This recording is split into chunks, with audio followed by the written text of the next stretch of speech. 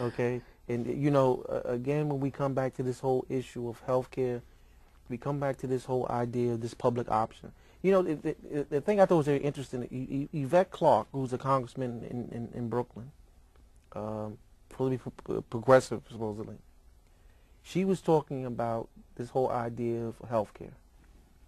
And when she talked about this whole public option, she said, this is not going to be a public like you think public. This is going to be run by a nonprofit, not the government. Interesting. Okay, so it's not this whole public option like we thought the government was going to be doing. Okay, fine, we can work with that. So when is this going to take place?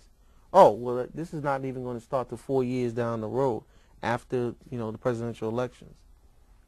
So you running around here talking about change, and it ain't going to happen till 4 years down the road. What about what I need to happen right now? What about the 1,500 people that are lining up, the poor people, the working class people, the forgotten people, the people that only John Edwards remembered during this presidential campaign and stuff, the people that need health care reform right now, that cannot wait 4 years for somebody to step up and say that the insurance companies are not looking out for Americans' best interests. They're only looking out for the bottom line and stuff. And what we have in Congress is nothing but a bunch of cowards. President Obama needs to toughen up. I'm saying this. Obama, what you need to do is you need to say to hell with those Republicans because they're not going to come on board. What you need to do is get tough and do like Bush did. He ruled without even thinking about what the minority thought. He did whatever the hell he had to do. This reform, this health care reform, is needed. And I'm telling you, if the Democrats don't get on board and start acting like Democrats or whatever, there's going to be hell to pay in 2010. Well, it appears he needs to just make a decision and follow through. I mean, you don't need everybody to agree with you, you know, when you are the person who's ultimately going to be responsible. So, I mean, if you think it's a good idea to have a public option, if you think that the plan that you're laying out is going to be best for the country, then I think he should just follow through with it. And stop wobbling on it. And like you said, the Democrats, you know, with everyone being wishy-washy, I mean, who cares if the two Republicans that you thought were on your side, Grassley and the other one, are Right. not on your side? Who cares at this point? You know, you can't keep laying down the olive branch or, you know, trying to pass the olive branch to get people on board, because ultimately they're going to criticize you if it doesn't succeed. And if it succeeds, they're not going to say a word because it's about politics. You got to know what type of game you're in, Obama. Let me explain to you what type of game you're in. This is not the Ivy halls of Harvard. This is a street fight you're in. And the Republicans are using every dirty trick in the book. If they punch you in the nose, you got to punch them back in the nose and stuff. And that's what's going on here. You got to get tough and get after them and stuff. I wish I was your advisor. Ron Emanuel's busy doing stuff. You know, they took off and they were fishing and stuff, and he said, what are they going to do about health care? Well, I want to catch more fishes or whatever. Well, fine. But there are people that are in emergency rooms right now that they can't wait, okay? They can't wait for the insurance companies to do what, quote-unquote, right.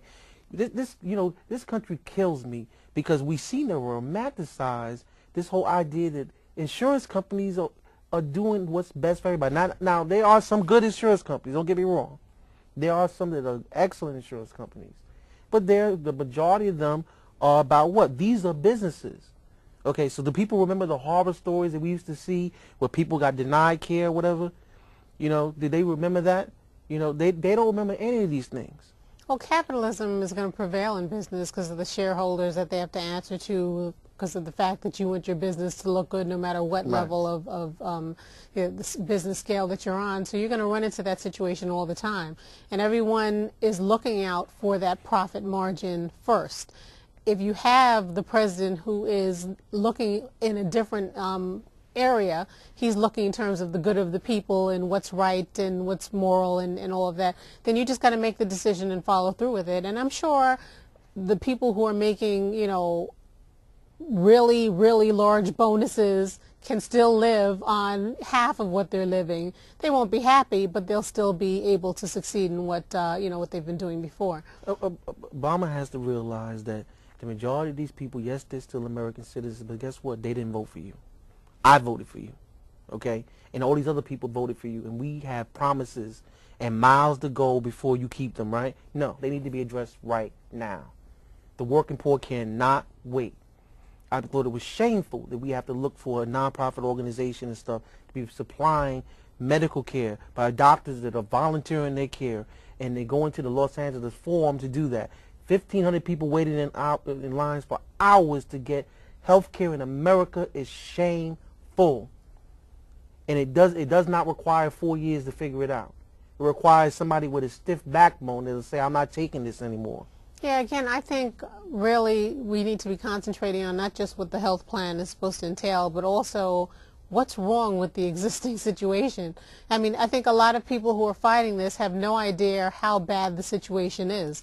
And until they experience it, just like those individuals who fight and then, those Republicans who will fight saying, no, they don't want this change, and then somebody in their family will be denied, a claim that they need. And it's unfortunate that people won't look at the fact that this is it's a moral issue, and it's an issue that has been, on the brink of disaster for a very long time. So a solution needs to be reached. A country's greatness is always judged by the way it treats the least of these. Mm-hmm.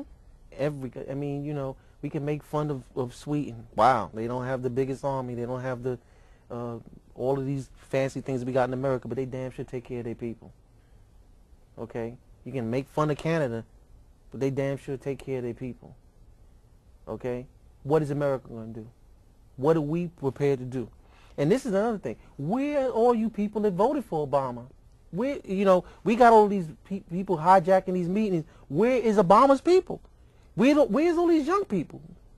All these college people that organized whatever and did all this stuff online. Where are you at? Where are you in this fight? Because this is about what's happening now. Maybe they don't see that there's some type of connection because I'm young and I'm healthy and I don't need health care, whatever. This is an old person's issue. It damn sure is not. You get sick and you find out how soon it's going to be your issue. Yeah, and it's your future. Yeah, I mean, but you might not have one if you don't have health care. Yeah, those people who are up in age, I mean, they do probably need health care and provisions because of the fact that the body breaks down, as you get older. But I mean, they're, here for a limited time on this earth. You have a lot more time on this earth to hope that things change. Yeah, one would hope.